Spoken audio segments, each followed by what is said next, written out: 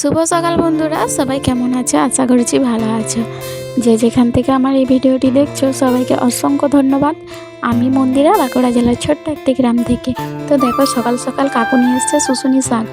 তো কিনে নিলাম, এই যে 10 টাকার শুশুনি শাক নিয়ে এসেছি। কম বেশি শুশুনি শাক খেতে কিন্তু আমরা সবাই পছন্দ করি।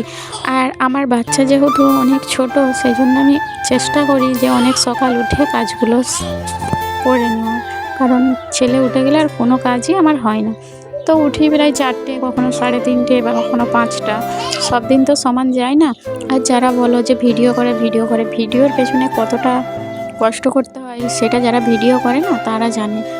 সারা রাতটা বসে, মানে 11টা 11:30টার পর আমি ঘুমাই।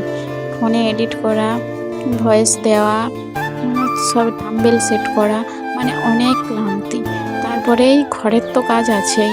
যেহেতু একা সংসার আমার, মানে প্রত্যেকটা যে কোনো কাজই হোক আমাকেই কিন্তু করতে হয়। আমাকে সাহায্য করার মতো কিন্তু কেউ নেই।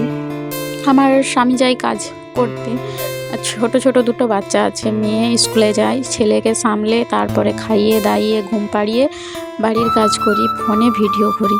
বুঝতেই পারছো, যারা ভিডিও করে অবশ্যই তারা নিশ্চয়ই বুঝবে। আর যারা দেখে খারাপ কথা বলার, তারা খারাপ কথাই বলবে।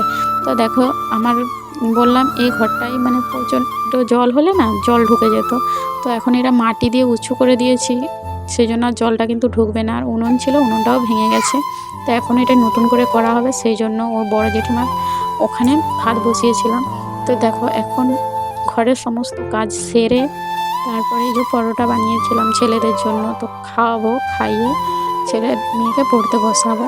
তো বন্ধুরা, আজকের ভিডিওটা এখানেই শেষ করছি। সবাই ভালো